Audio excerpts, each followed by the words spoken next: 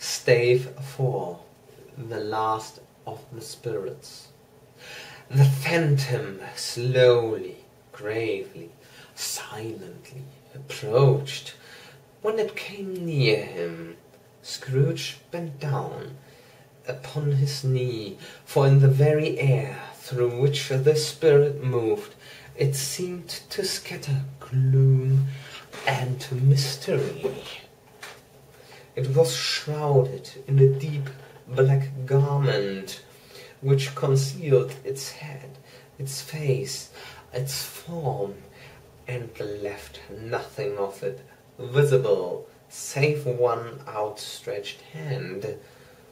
But for this it would have been difficult to detach its figure from the night and separate it from the darkness by which it was surrounded. He felt that it was tall and stately when it came beside him, and that its mysterious presence filled him with a solemn dread. He knew no more, for the spirit neither spoke nor moved. "I'm in the presence of the ghost of Christmas yet to come?" said Scrooge. The spirit answered not, but pointed onward with its hand. "You are about to show me shadows of the things that have not happened, but will happen in the time before us," Scrooge pursued. "Is that so, spirit?" The upper portion of the garment was contracted for an instant in its folds, as if the spirit had inclined its head. That was the only answer he received. Although well used to ghostly company by this time, Scrooge feared the silent shape so much that his legs trembled beneath him, and he found that he could hardly stand when he prepared to follow it. The spirit paused a moment, as observing his condition and giving him time to recover. But Scrooge was all the worse for this.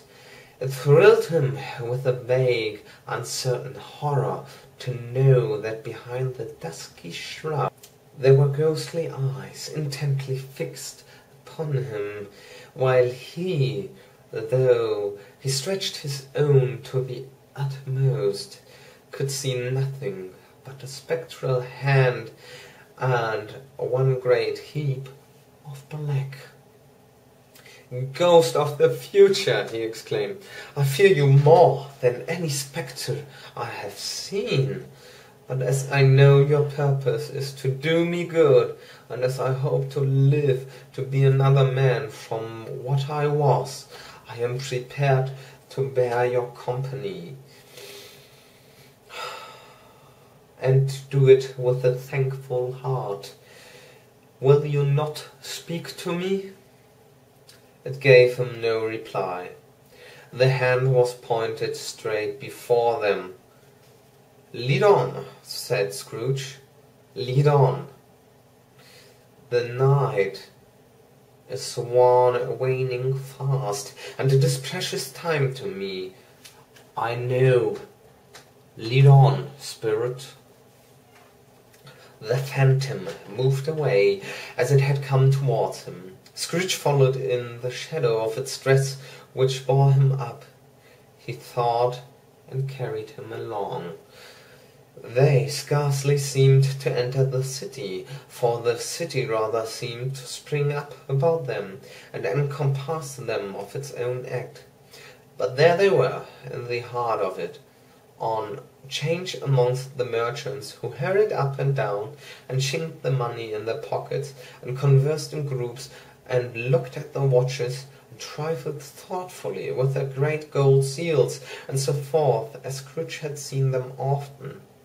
The spirit stopped beside one little knot of businessmen.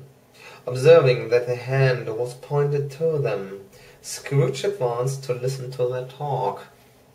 "No," said a great fat man with a monstrous chin, "I don't know much about it either way. I only know he's dead." "When did he die?" inquired another. "Last night, I believe." Why, what was the matter with him? Asked the third, taking a vast quantity of snuff out of a very large snuff-box. I thought he'd never die. God knows, said the first, with a yawn. What has he done with his money? Asked the red-faced gentleman, with the pendulous excrescence on the end of his nose that shook like the gills of a turkey-cock. I haven't heard, said the man with the large chin, yawning again. Left it to his company, perhaps. He hasn't left it to me. That's all I know. This pleasantry was received with a general laugh. It's likely to be a very cheap funeral, said the same speaker. For upon my life, I don't know of anybody to go to it. Suppose we make up a party and volunteer? I don't mind going, if the lunch is provided, observed the gentleman with the excrescence on his nose. But I must be fed, if I make one. Another laugh. Well, I am the most disinterested among you, after all, said the first speaker, for I never wear black gloves, and I never eat lunch, but I will offer to go, if anybody else will. When I come to think of it, I'm not at all sure that I wasn't his most particular friend, for we used to sup and speak whenever we met. Bye-bye. Speakers and listeners strode away and mixed with other groups. Scrooge knew the men, and looked towards the spirit for an explanation. The phantom glided on into a street. Its finger pointed to two persons meeting.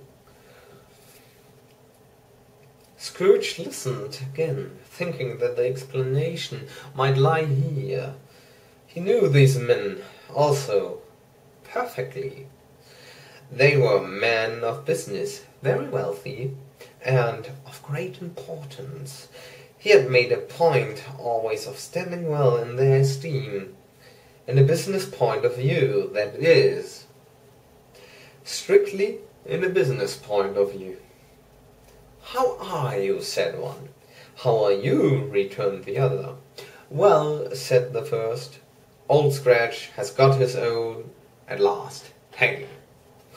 So I'm told, returned the second. Cold, isn't it?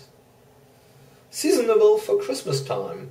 You're not a skater, I suppose? No, something else to think of. Good morning. Not another word. That was their meeting, their conversation, and their parting. Scrooge was at first inclined to be surprised that the spirit should attach importance to conversations apparently so trivial. But feeling assured that they must have some hidden purpose, he set himself to consider what it was likely to be. They could scarcely be supposed to have any bearing on the death of Jacob, his old partner, for that was past, and this ghost's province was in the future. Nor could he think of anyone immediately connected with himself to whom he could apply them, but nothing doubting that to whomsoever they applied they had some latent moral for his own improvement. He resolved to treasure up every word he heard and everything he saw, and especially to observe the shadow of himself when it appeared. For he had an expectation that the conduct of his future self would give him the clue he missed, and would render the solution of these riddles easy. He looked about in that very place for his own image, but another man stood in his accustomed corner, and though the clock pointed to his usual time of day for being there, he saw no likeness of himself. Among the multitudes that poured in through the porch, it gave him little surprise, however, for he had been revolving in his mind a change of life, and thought and hoped he saw his newborn resolutions carried out in this. Quiet and dark, Beside him stood the phantom, with its outstretched hand. When he roused himself from his thoughtful quest, he fancied from the turn of the hand and its situation in reference to himself that the unseen eye were looking at him keenly. It made him shudder and feel very cold. They left the busy scene and went into an obscure part of the town, where Scrooge had never penetrated before, although he recognized its situation and its bad repute. The ways were foul and narrow, the shops and houses wretched. The people half naked, drunken, slipshod, ugly. Alleys and archways, like so many cesspools, disgorged their offences of smell and dirt and life upon the straggling streets, and the whole quarter reeked with crime, with filth and misery. For in this den of infamous resort there was a low-browed beetling shop below a penthouse roof, where iron, old rags, bottles, bones, and greasy offal were bought. Upon the floor within were piled up heaps of rusty keys, nails, chains, hinges, files, scales, weights, and refuse iron of all kinds. Secrets that few would like to scrutinize were bred and hidden in mountains of unseemly rags, masses of corrupted fat, and sepulchres of bones.